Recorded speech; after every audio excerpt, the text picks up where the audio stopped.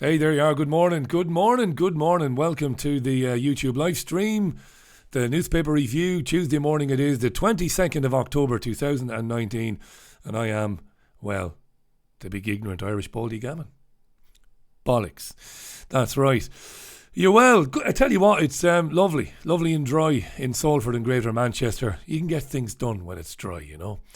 So, pretty good this morning. Been out and about, listening to the radio in the small hours, as I normally do.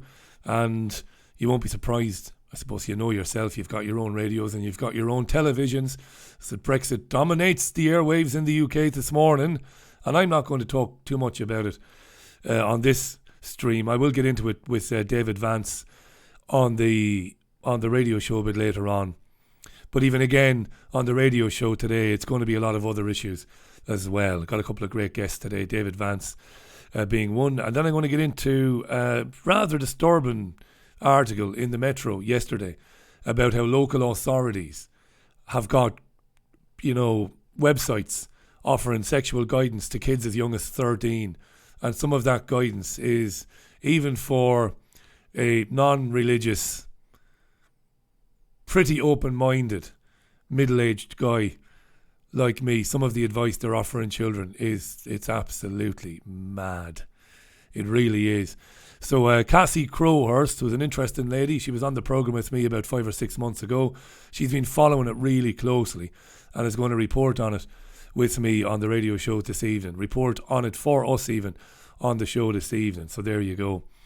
By the way, I often mention Hayden Hewitt and Graham Booth, and I know a lot of people who join in on the live chat here on this live stream will know all about Hayden Hewitt and Graham Booth. But if you don't know who they are, there they are.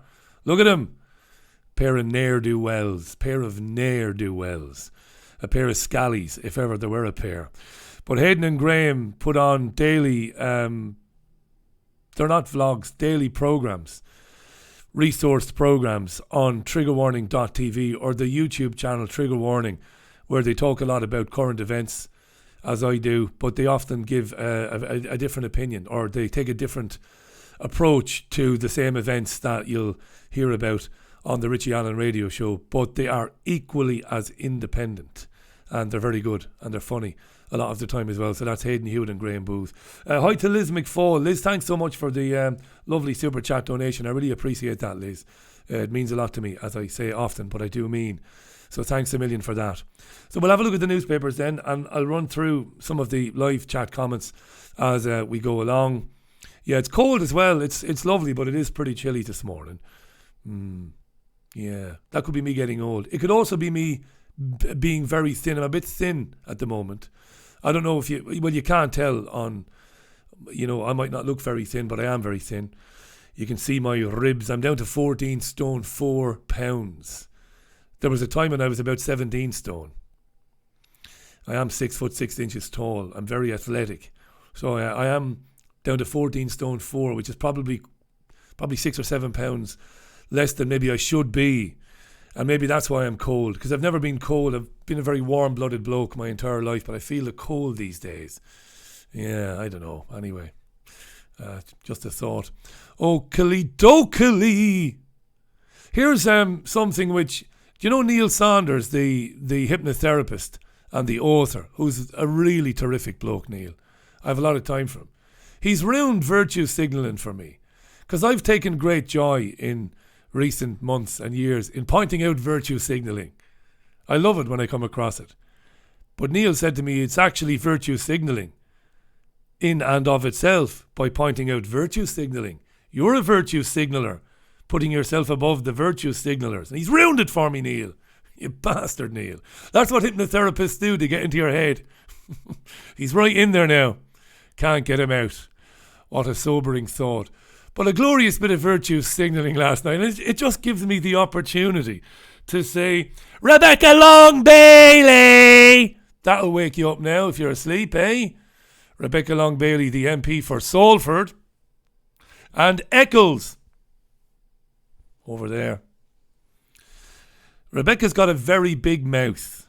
And she's incapable of speaking without screaming. And when she's being interviewed, She is very reluctant to allow the interviewer to interject with a question, so she just talks non-stop very loudly. Well, I think I'm Daily.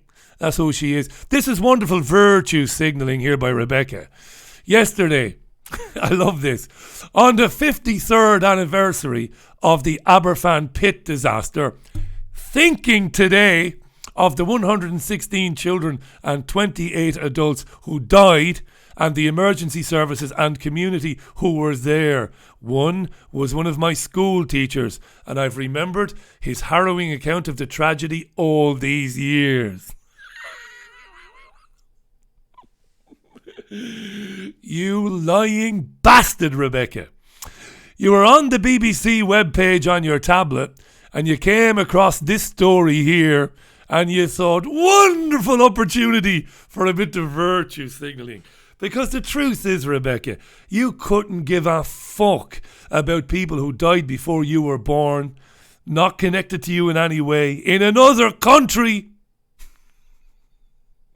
This is the essence of virtue signalling. These people are vile, aren't they? They are vile.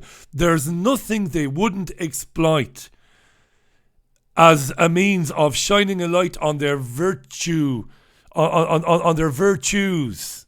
I nearly said virtuosity there. On their virtues, on their virtuefulness. They are dreadful. Why don't just people be honest? I've had people say stuff to me like this before. Honest to God, and I've gotten into trouble. I got into trouble some time ago saying this about the Holocaust. It's terrible, isn't it, Richie? I get told the Holocaust, and I say I'm sick to death of fucking hearing about it. I don't want to hear about it anymore. I know about it. It's in there now. I know. This makes me laugh because people say this to me sometimes. Oh, terrible, I wanted that Aberfan. I couldn't give a fuck. What? I couldn't give a fuck. People died in a pit, did they? 53 years ago, did they, in Wales? I couldn't give a shit. Doesn't mean anything to me. Hey, I wasn't born then. I was born in 1974, bejesus. This is wretched virtue signalling, isn't it? Saw the story on BBC, thought, oh yes, what an opportunity. Yeah, Rebecca Long Bailey. Fucking Rebecca Long Bailey, motherfucker. Yeah. Okay, The Guardian. Look at that big grinning goonish face on Graham Booth there, look. Do check out triggerwarning.tv. I do like those lads quite a lot. They sold out the Meat Space event, by the way, which is a remarkable achievement in these trying times. I look forward to being at that in a couple of weeks' time. The Guardian goes with Johnson in final push to ram through Brexit deal. This is all going to kick off again today, Jesus Christ almighty. I know, right? Jacob Rees-Mogg, the leader of the House, has presented the next few days a timetable for business in the House. They're going to try and get it through. But they won't, because the opposition parties are going to slow it down with all sorts of amendments. And the amendments can be, well, we insist on you add this to the bill, or we insist you take this away from the bill. And every time there is an amendment proposed, and every time the Speaker accepts it, it has to be debated on and then voted on by the House, further again pushing away further the vote on the deal. Which I don't care about because the deal is wretched. The deal is wretched. So this is all going on today and tomorrow and the day after. Johnson. The deal. Guy Verhofstadt. European Steering Group. We're fed up of it now. We're exasperated. We want Brexit done. You lying bastard, Guy. Of course you don't want Brexit done. You're part of the overarching conspiracy to make sure we never leave. Give me glasses. Ram it through. Hi to Richard Murray. Thank you, Richard, for your support. I greatly appreciate it, mate. Thank you very much indeed. That was The Guardian. Thanks for watching this nonsense as well. The iPaper, fury at PM's plan to force through high-speed Brexit. All this fury shit. Everybody is furious and mad, and I'm mad as hell, god damn it. They don't have to be mad about anything. He can't force anything through, because they get to debate on it and filibuster if they want and go on forever and ever and ever and propose a million amendments to it. It's not going to happen. So all of these lefty-leaning papers like the iPaper, fuck off. It's not going to happen. The Telegraph. PM may axe deal as Berko blocks vote. Now, this is interesting. I don't think it's true, by the way, but there it is. This is Danny Boyle, not the Danny Boyle. At least I don't think it is. Oh, Danny Boyle. The pipes, not the Danny Boyle, the director. He surmises or supposes in his article in the Telegraph today that Johnson might just get sick of this because his Brexit withdrawal agreement might have all of these caveats added on by MPs, like you must have a customs union, which of course means freedom of movement will continue, and all of this. Johnson might just say, fuck that, be done with it, right? He says. So I don't know, I'm not sure about that. Of course he wouldn't say it like that. It would be like, oh, fuck that. Throw it out. Fucking bastards. Brexit. So, maybe, but it's unlikely. John Berko. Nobody, apart from me, that is. Nobody is in love with the sound of his own voice more than me. I'm not that in love with the sound of my own voice. John Berko. A man who takes an hour and a half to answer a 2-second question. Loves the sound of his own voice. He is being seen by Brexiteers as, well, the chief architect of the betrayal of Brexit. There he is. All the papers going with William fearing for the very fragile Harry. Harry has just found out who his daddy is. That's what it's all about, really, all this depression. That was the Telegraph. The Express, out of order. Order. Speaker, why won't you listen to the 17.4 million who voted for Brexit? Because he's a Remainer. The answer is pretty simple. The Metro. Wills, I fear for Harry. There you are. The Brothers Grimm. The Brothers Grimm. Sure, they have lots to be grim about even, don't they? Must be hard. Must be hard being them. Must be hard being Harry. It must be hard being both of them. Both of them know that their own family was complicit in the murder of their mother. Their grandfather, the intelligence agencies. They know this. Come on. Whether they saw Keith Allen's film or not, they know this. So maybe I should go easier on Harry. His depression is understandable. He's living out Hamlet. Except there was no poison in the ear, dear boy. No. They fucking blocked the tunnel off.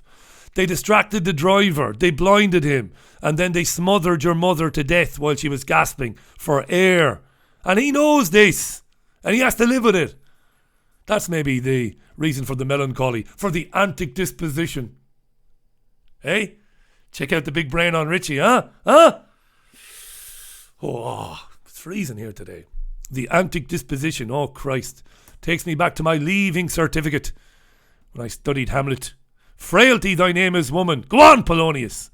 We know what women are like. Women are great. The Daily Mail, William's fears for troubled Harry. They love this story. The Brothers Grimm. What did I do there, eh? Did I delete Hayden and Graham? Did I? Can't be doing that. Hang on. Look how shit this is, look. The cheapest live stream in the world. Can't be deleting the two lads. Where do we finish there with the Mail? Let's do the Sun newspaper. Are they going to go with Brexit? Or Harry? Yes, it's Wills and Harry. My fears for fragile Harry. Worries after TV interview. They're saying it was the Diana Panorama moment.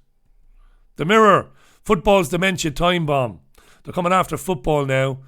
They're going to introduce laws banning the heading of footballs by younger children. Now, they're not saying that, but they will. Jeff Assel's family. Jeff Assel was a marvellous footballer. West Brom and other clubs. And Jeff died. I think Jeff had dementia. And they linked Jeff's neurological problems to heading the ball. Now, when Jeff Assel headed the ball, men were men. The ball was a big fucking rock of brown leather where it soaked up water during the game, and heading it was like heading a brick wall. The football is different today. The ball itself is different. But they're saying that heading a ball, and of course my American viewers and listeners to the radio show will know there's been a big issue about cranial injuries and neurological problems for footballers. I mean, there is no more physical game than American football. It's brutal. I don't care about the pads and the helmets. It is a lunatic sport. And they've had that in America. Now they're talking about it here. And there is a call, have been calls to stop youngsters heading the ball. Sucking the marrow out of life, these people. Excuse me. I wouldn't be in favour of that, to be honest. I wouldn't be. The Times. Population to hit 70 million in a decade. Big story in the Times today. Here's the story inside it. And the hysterical aspect of the alternative right. Because a lot of alternative right commentators are not hysterical.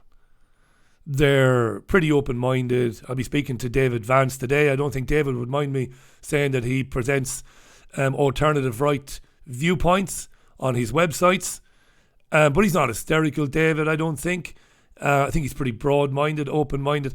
But a lot of the alt-right is hysterical, or some of it is, and they love these stories. Population hit 70 million in a decade. And one of the main reasons for this is, they say, migrants coming to the UK and having children. This will be grist to the mill of the alt-right, who have been saying for years, we told you about this. And this is of course, going to put a lot more weight onto an already creaking NHS and other public services, schools and stuff like that. So that's in the Times, and it is of interest to a lot of our listeners, I would imagine. I do have a significant amount of people who would describe themselves as conservative listening to my radio show, I have no doubt. Did we do the Mirror, did we? We did. Did we do the Financial Times? We didn't. Moscow, as they say in America, spy unit hacked Iran's hackers to launch cyber attacks. So they hacked the hackers, did they? Number 10, confident in securing Brexit bill win as MPs bridle at lack of scrutiny. So the newspapers can't make up their minds what's going to happen with Brexit. And I do want to say, if I can find it there, a big thanks to Maniac76 for the Super Chat contribution. Thank you so much, Maniac, you. I really appreciate that. Have I missed others as well? I have. JW Suicides. Thank you, JW. It's not a small amount, mate. It means the world to me. Thanks so much. I appreciate it. I really do. Nothing is small. Everything is generous. And everything is equally received. And I mean that. And Jason Gage. Thanks, Jason. Morning, you baldy gammon from Bristol. Thank you, my friend. I really appreciate that. One more paper to do, and then we'll go to a few comments, and then we'll look at some of the stories inside. There's the star, Stiff Richard. Cliff Richard, eh? Joker who stole a cardboard cutout of Sir Cliff shuts down entire airport. Bizarre story. In a duty-free at an airport, somebody tried to make off with a Cliff Richard cardboard cutout, and security shut down the entire airport. Over a cardboard cutout, yes. Not over a till that somebody stole, loaded with money. Not over a case of vodka or Bacardi. No, over a cardboard cutout there. All right. Madness, right. Good morning to Kath, to Maggie May, to Matt in Western Massachusetts, to Yupkek, to Jane Phillips, Chile in Spain, says Jane. How you doing, Jane? We've no sympathy for you, by the way. Hi to Martin Ellen, to Jesus Jones, to Jessica Rabbit. How you doing, Jessica? And Dillip as well, Mr. 58. Yeah. Dick Scratcher, Richard Yarlands, Jim Kingsbury. How you doing, Jim? To PB Awake, to Earth Dog. How you doing, Earth Dog? To Sean Inchcliffe. How you doing, Sean? Wide Awake Radio, good morning. Good morning, Jason Hurley. I've had to unhide your comment, Jason. You see, Google, and not me, or Raj, we don't hide comments, ever. Not one time, ever. Google does it, you see. And because we don't spend much time on YouTube, we don't notice that. And then you kick off and come back and say, oh, you're hiding my comments. As if we give a shit. No. Hi to Pierre, to Acker, to Highly Unlikely. Good morning. Good morning, Maureen McAleer, Electra Blaze, Gail, Chris Brown. Loads of hellos there. Mega Tree Rat, Mr. High Professional, Stuart Patty. Good morning to Jean Ann Crowley. The cold as one gets older. Well, in my case, I'm blaming the fact that I've gotten progressively slimmer in the last 3 or 4 years. But I hear you, it could be age as well. It might be age as well. Lovely. Where are we? Shall I just jump back into the papers then, shall I? Hi to Sean Ping, to Chris Morell. Mad about the guy, might have done that already. Bexhill, lovely. Charlie Girl. And Richard, who donated. Thanks, Richard. Wayne Davis. Sean Ping. Charlotte. Look, I'm going to stop. Okay. I'm going to stop. Marvellous. Who else have we got there? There's so many. I'm just going to keep going on. I'm just going to keep going down and go on and on and on and on and on and on and on. Lovely. Marvellous. Right. Let's look at the front pages of newspaper. No, we've already done that. Let's look at some of the stories inside, because there are some very interesting stories inside. This is very interesting. It's in The Guardian today, and I'm chasing this up. This isn't hippie stuff. Totnes parents defiant over vaccines. Now, we've taken a real interest in Totnes, haven't we, in recent times? In fact, I was on the phone this morning to John Kitson. John and his friends were successful, at least temporarily, in getting Totnes Council in Devon to put a moratorium on the rollout of 5G. Okay? Because there have been no human health impact surveys or studies done on it, and it is dangerous technology. How do we know this? Well, we know because people like Chris Busby, who's a verifiable genius, a certified expert.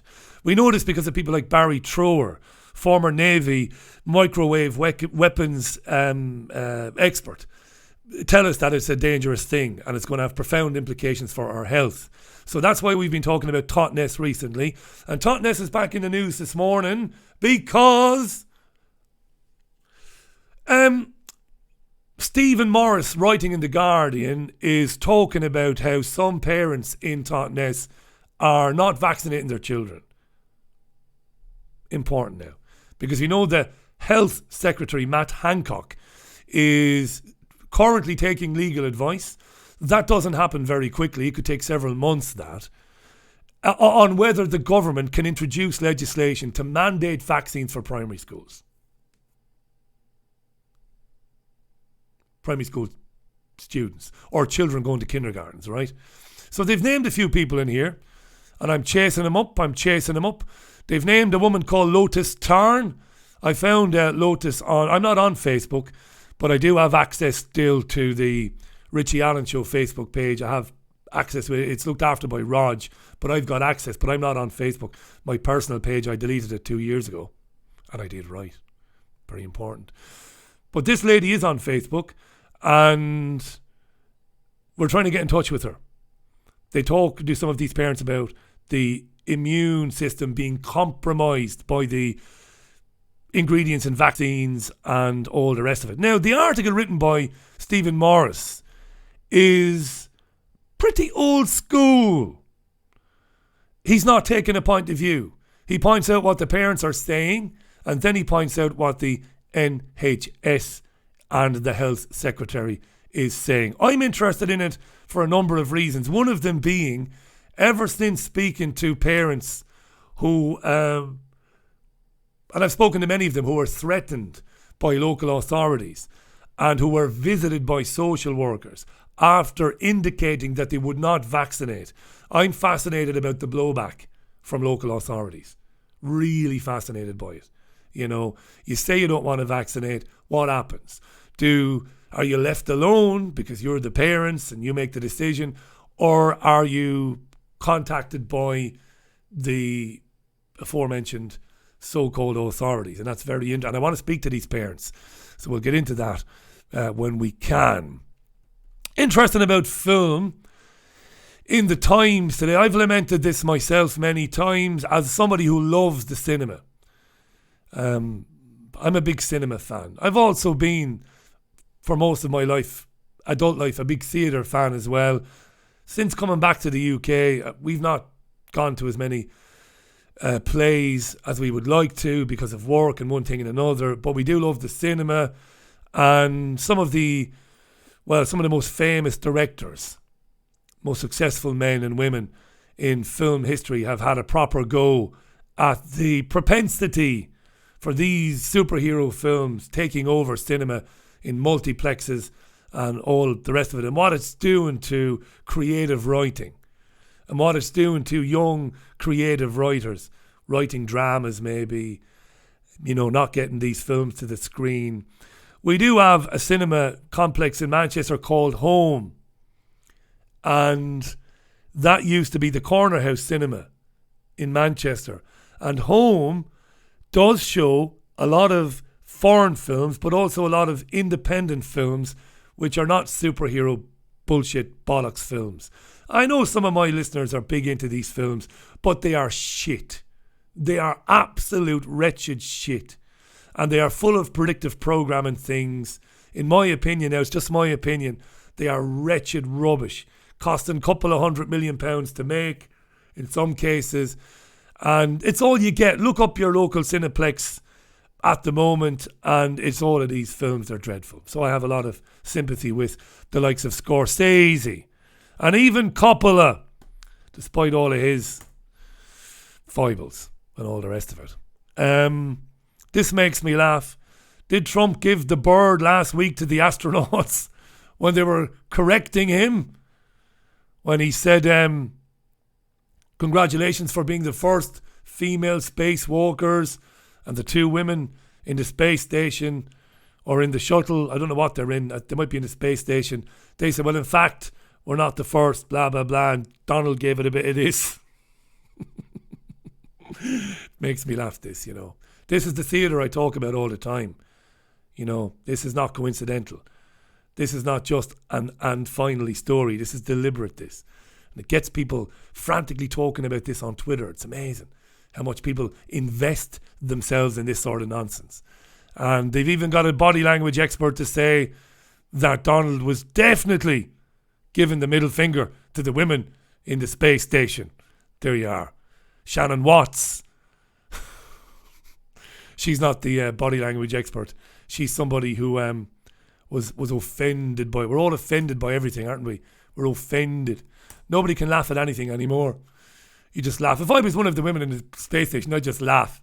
I'd be like, yes, Donald Trump has given me the bird when I'm correcting him. Brilliant. I'll be telling this to my granddaughters. Yeah. A lot of talk this morning about green cars. You see this morning? You listen to the news? Electric cars. There are calls to give electric cars a green number plate so that the drivers of them can be smug bastards and point at you in your diesel guzzling. What am I driving again? Renault Megane Estate. Yeah. I'll be driving down the road. Some dickhead will be driving a green car, with an electric car with a green number plate, and he'll be going to me, you big baldy gammon. You'll be going, you big baldy gammon, in your diesel. I'm a much better human being than you. Of course, they're going to tell me in 5 or 6 years' time that I've got to take my diesel Renault Megane Estate off the road, aren't they? They are. This is the tyranny. This is the totalitarianism that we're rushing headlong towards. They will. They're saying if you can't have that anymore. There was a time when they were giving you money. The government was saying, here, take some money and we'll take your diesel car from you. In a few years' time, they're just going to say, no, you can't drive it. Tough shit, Paddy. You can't drive it anymore. This is really interesting. And they want these green cars to be given free parking and allow them to drive in bus lanes. Green cars. What does Shakin' Stevens make of it? Has anybody asked Shakin' Stevens about green cars? Frantically trying to think of what Shakin' Stevens' real name is. Jesus Christ. This is early onset of Alzheimer's, because I used to know that.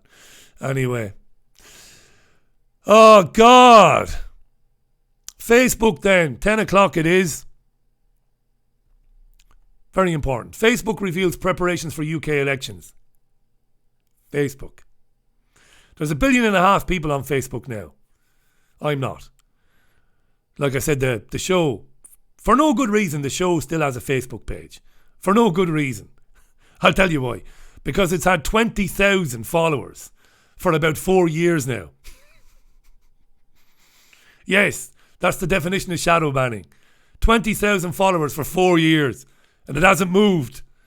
And when you post stuff on there, nobody sees it. So I gave up on it 2 years ago. And Raj said, this is Raj, like, who is real. I'll do an interview with Raj sometime. I'll bring him on the show. Raj like, I'll run it for you, Richie, just to keep putting stuff up there. I'm like, do what you want. I couldn't give a shite, to be honest. But they got us all on Facebook and on Twitter so that they could moderate and censor what we do and what we don't see, right? Genius. Absolute genius. And this is going to be, you're going to hear a lot more about this now in the coming weeks ahead of elections, not only here, but what's going on there, eh? I can't move this bloody thing. Yeah, there you are. Ahead of elections here in the UK and ahead of elections in the US, Facebook has taken upon itself the responsibility to decide what is true and what is not true.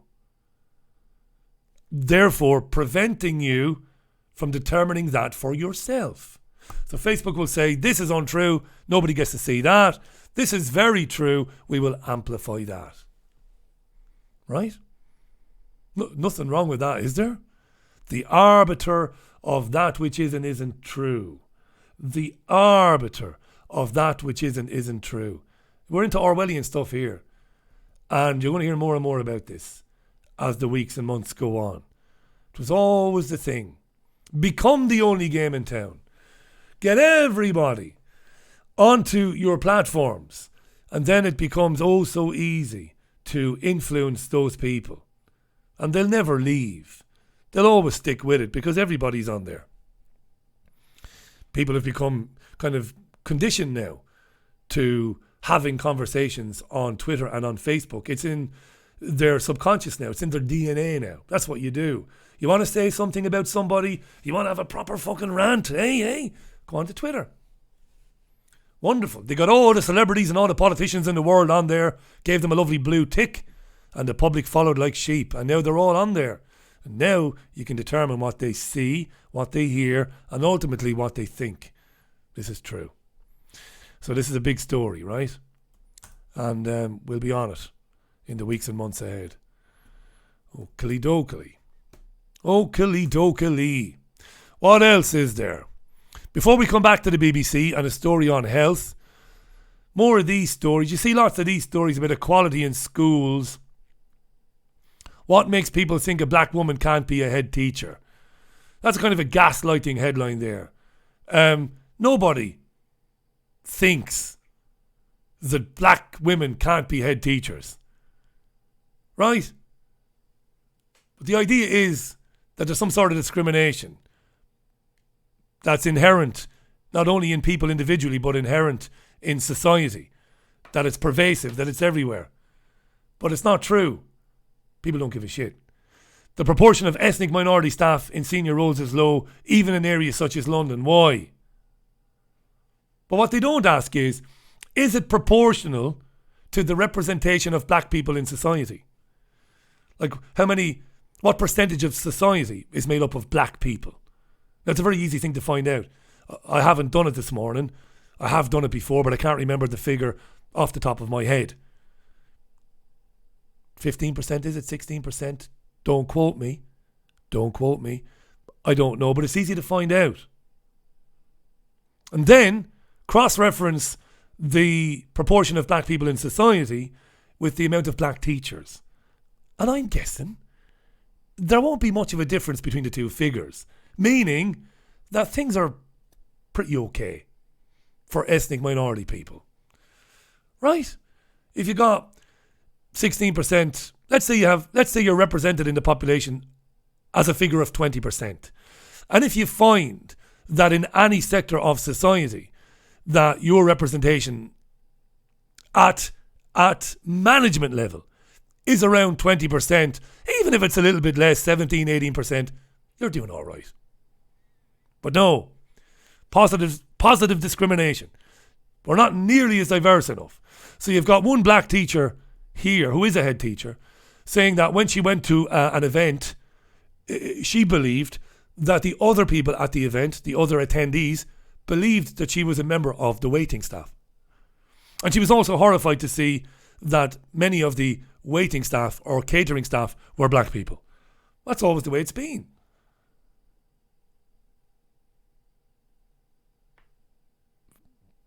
When I say it's always the way it's been, I don't mean it's always that black people have worked in catering.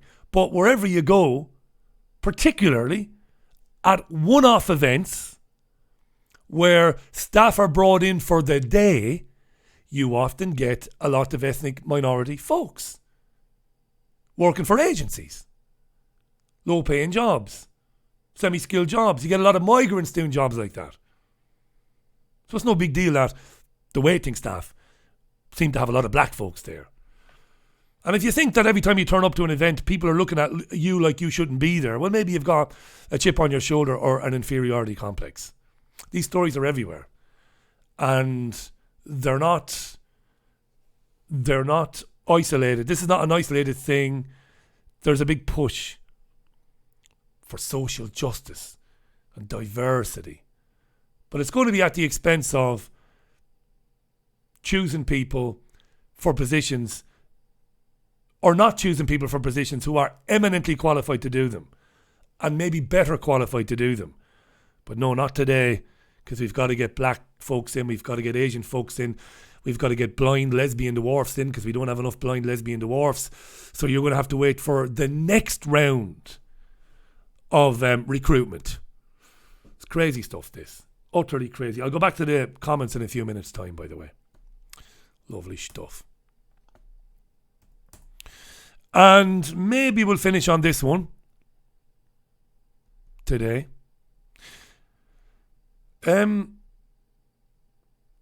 This is an NHS story where the Women Inequalities Committee wants hospitals and surgeries and care homes to be punished if they don't collect data on people's sexual orientation, because they believe that LGBT folks are dealing with severe and deep inequalities in care. That if you're gay or lesbian or trans, you're not enjoying the same level of care as everybody else. What's interesting about this is it goes on to say LGBT folks are often less healthy. Why? Why are LGBT folks less healthy than the general population? I'd like to know that. I think if you're going to present me with a news item like this and a story, you've got to give me the whole story. Why are LGBT folks often less healthy than the wider population? That's the headline on its own, right? Forget about they must ask. The headline should be LGBT people are less healthy. Why? Why? This is not a loaded question now. I don't have any moral objection to gay and lesbian people, as you well know. I support same-sex marriage, as you well know. I don't give a fuck what people are. But I'm interested in this. But they don't really get into it. They just make a few points, which we'll come to in a minute. MPs wanted to become mandatory in the same way that people are asked about their ethnicity. We recently moved, obviously, didn't we? We talked about it quite a bit. And obviously we're now 5 or 6 miles away from the NHS surgery we were registered with. So now we register with the one nearest us. I don't know why we do it, because neither of us really have much use for doctors these days. But anyway, but we did, and we got the questionnaire. The questionnaire was quite funny, actually. I was asked to, determine my sex, my gender. Does your gender align with your sex? I was asked, was I non-binary, and all this sort of crap. Anyway, so they want people to ask about their sexuality. They want them to be asked about their sexuality. And then it goes on to say, without giving any real answer to why LGBT people are less healthy than the wider population, it goes on to give a couple of what they think are facts. They think LGBT people are more likely to smoke cigarettes or cigars or whatever the fuck, right? More likely to drink heavily. What are they basing that on? Gay and bisexual men more likely to have anal cancer. Well, it's the obvious answer to that. Bisexual women more likely to have cervical cancer. Why? Promiscuity. This is the thing that whenever I say it, my gay friends, and I have some gay friends, some real ones, some genuine ones, not many, but it drives them fucking mad when I say this. It drives them mad. And I talk to them and I say, look, I don't care if it drives you mad. It's my opinion. And the reason I say it is because you fucking told me. Andy Hunter, great guy. Studying law in the US. Lovely fella, Andy. Friend of the shows. Gay man. Andy says, Richie, you're wrong. And of course, individual cases will present. And I will be wrong. Because there's a reason we say we shouldn't generalise. Because obviously there are many exceptions to the rule or to the claim. Andy is one of them. But I worked with gay men. And when I was working for City and Guilds, teaching radio and television, I met a gay man who I became very good friends with. A brilliant broadcaster. Promiscuity. Promiscuousness. My gay boss in radio in Ireland. Promiscuity. Mocking the straight attitude. Now, I'm well aware a lot of straight people are absolute hypocrites when they talk about monogamy. Blokes are and can be bastards. You know, they can preach on monogamy and give them a few drinks and they'll go around the back of the club with some slapper and hope the wife never finds out. I'm well aware of this. Not stupid. But my experience, you know, as a very curious, do tell Richie, curious in terms of asking questions. Gay men are promiscuous, are more likely to tend towards promiscuity than straight men. And an old lesbian pal of mine, whose name is Claire, she's real too, she said it's the same for lesbian women, promiscuity. More likely to have multiple sex partners than a straight person. Hence, I would argue, hence the poorer overall health than the wider population. But nobody wants to talk about that. People scream, they scream abuse when anybody wants to talk about this. They scream prejudice. Oh, you're prejudiced. Oh, you're a hater. Don't hate anybody. But I know from personal experience, do tell Richie, again, friends of mine, multiple sexual partners, not behind the back of their full-time partner, very open about it, shagging all around them. Yes, promiscuity. And that's the way it is, and people don't like that, but tough shit, Paddy, that's the way it is. Gay men, and it seems gay women, tend to promiscuity, tend to take huge fucking risks, and I make no moral judgment on that. Do what you like. So long as you've got two consenting adults, it's nobody else's business. But the BBC hasn't got the balls to jump down into that for fear it'll be accused of hatred or hate speech towards gay folks. That's an interesting story, that on the BBC today. Right? I know there are gay men and women who listen to my radio shows and who watch this. And they will either grin at this and say, oh, fuck you, Richie, you're talking bollocks, or, you know, and not be offended by it, or they might say, yeah, you've got a point. I'm wide open to doing a radio show about it and inviting some of our gay friends on to talk about it. Okay? Right. That's about it for me today. Well, for this show anyway. Don't forget, coming up in the programme later on, David Vance, not only on Brexit, but on the tendency of PayPal lately to do a terrible thing, and I have no time for it. And while I don't believe that the alternative right is being exclusively attacked or shut down, they're not. Every independent radio creation is being targeted, and it's been done in a way to make everybody feel that they are being exclusively picked on. So it's not exclusively happening to the alt-right. But at the moment, the alt-right is seeing the PayPal thing,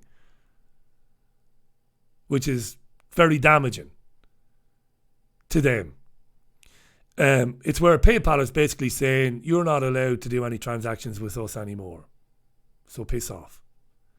And David Vance's alternative news platform has been basically kicked to the turf or kicked to the curb by PayPal, and it is a disgrace. And I said the same thing when they did it to Tommy the Tit Robinson. What a tit, right? What a tit. But I wouldn't do that to him. If people want to contribute money to him, to listen to his messages or watch his videos, they should do that. PayPal should not be the arbiter of what is right and what is wrong, particularly because of its hegemony. This is the fucking problem. PayPal, Google, Facebook are like states now. They are like continents in their scope and in their breadth. They are fucking huge. And it cannot be allowed that they do that. So I have no time for it. And we'll pick it up later on with... I know I keep saying I'm going back to the comments. We'll pick it up a bit later on with David Vance. Hi to Terms and Conditions Apply. Hi to Mr. Kingsbury. Hi to Mr. Roper. Hi to Jesus again. And look, I'm just going to go now because I've got loads to do. I've got dog to feed. And then I've got to go on run. And until later, it's goodbye from me. Have a good rest of your Tuesday. Good show coming up later on. Really good show tomorrow. And an even better show on Thursday, he says. I don't know. See you later.